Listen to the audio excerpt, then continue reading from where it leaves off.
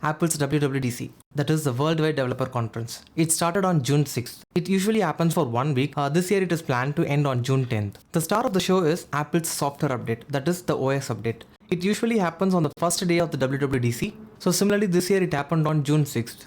The remaining 4 days are specially meant for the developers. So many exciting launches took place on stage. In this video, I'll quickly summarize the event, whereas in upcoming videos, we can discuss in detail about each and every announcement made by Apple. On Monday, June 6th event, Apple launched the updated version of iOS, watchOS, macOS and iPadOS. Along with these softwares, Apple also launched on hardware the M2 MacBook Air and MacBook Pro. I have so many things to talk about all these things, but as I said, we will discuss in detail about all this in upcoming videos.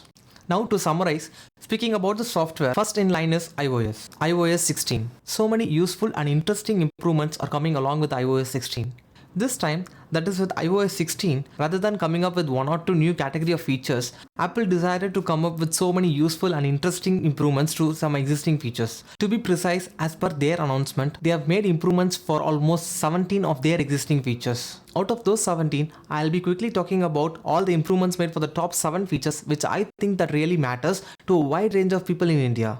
Number 1, the all new lock screen. I love this fresh new look to the lock screen. From this iOS 16, the portrait photos can be used as a portrait wallpaper where the time can be moved to the back of the foreground. And there are plenty of options to customize the lock screen right from the various styles of the photos, fonts, font colors and customizing the various widgets. Also, if you feel any of your widgets might overlap the subject, that is the foreground, you can try moving the foreground alone separately. Not just one, but you can create multiple wallpapers like this and swipe through it when you feel like changing. This also helps in improving one another existing feature called focus, which I'll be talking in a second. As part of this new lock screen, the notifications view has been improved nicely this time. It rolls from the bottom of the screen. There is this feature called live activities, and as the name suggests, it enables monitoring and tracking the live activities from the lock screen. Third-party apps like Ola, Swiggy, Zomato and ClickBus can make use of this feature to overcome the back-to-back individual notification. Number 2, the focus. I'm a full-time user of the focus mode. In iOS 16, the focus mode is extended to the lock screen as well. Focus mode takes advantage of multiple wallpapers that you can create, as I said in the previous section. Just like the customized home screen, now from iOS 16 you can have a desired lock screen for each focus mode. Also, the focus is carried inside the third-party apps, meaning the third-party app developers can now incorporate the iOS focus mode into their app and they can make use of it to display appropriate content. Number 3, iMessages. Sent messages can now be edited, deleted and marked as unread. SharePlay feature is now integrated with the iMessage app. SharePlay is nothing but if you're watching a video or listening to music from any SharePlay supported apps, and if your friend who is far away from you have access to the same content, then you both can watch or listen to it simultaneously. Now this feature is directly integrated within the Messages app so that you can chat with them and watch the content together.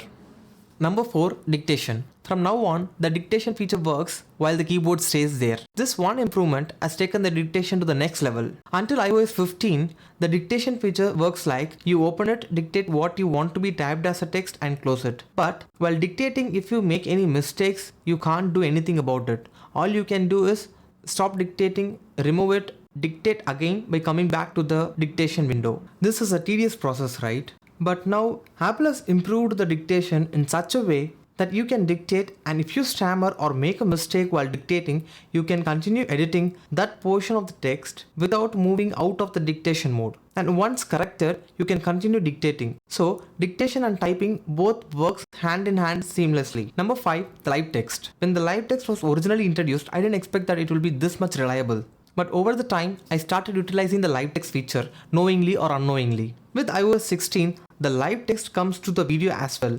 Now you can pause a video and copy the text or the code in it. Number 6, visual lookup. The improvement to the visual lookup is now you can touch and hold the subject in an image to lift it up from the background and use it in another app. Apple demoed this feature by lifting the subject from the photo and pasting it in the Messages app. Now I'm so much curious to experience this personally to get to know what are all the possibilities this feature can create. Just imagine if you can make a no background image as a standalone file out of this feature. It will be crazy, isn't it? Moving on to the next top feature, the photos.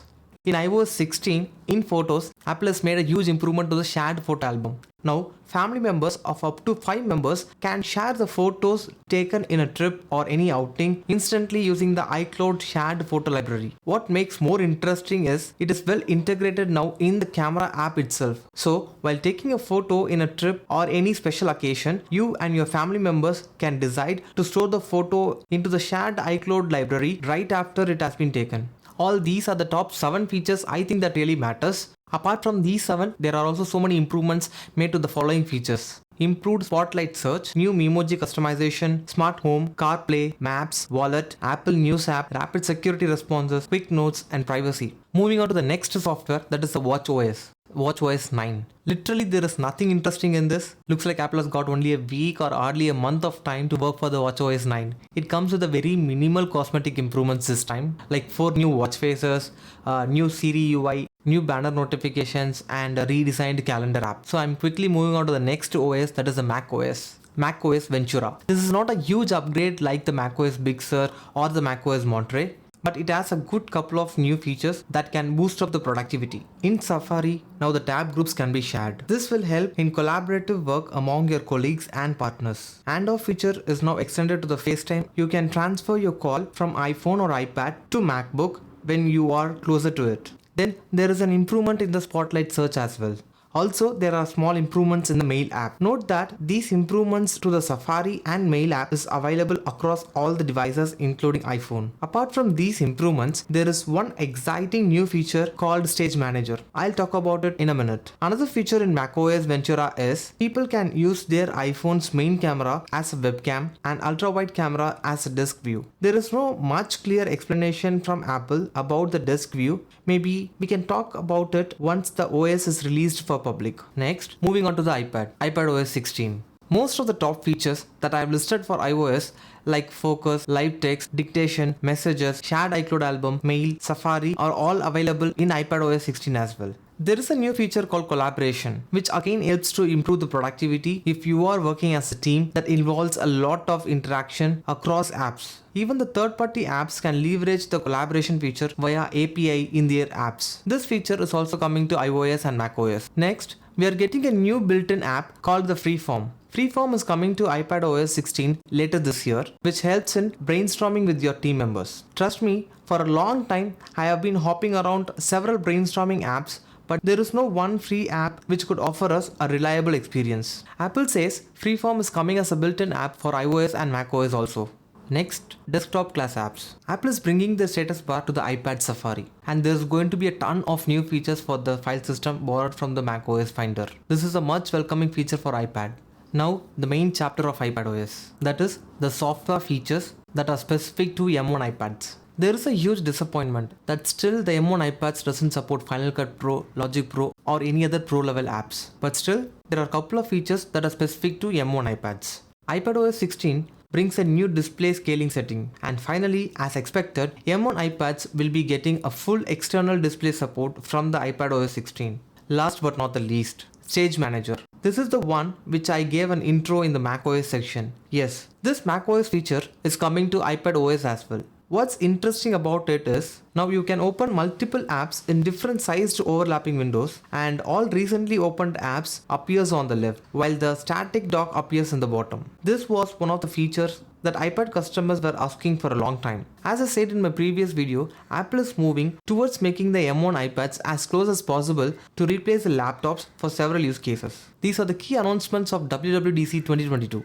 Oh yeah, there is M2 MacBook Air and MacBook Pro, but I'll talk about it in a separate video. So that is all for this video, where I wanted to give you all a short and clear details of what happened in WWDC.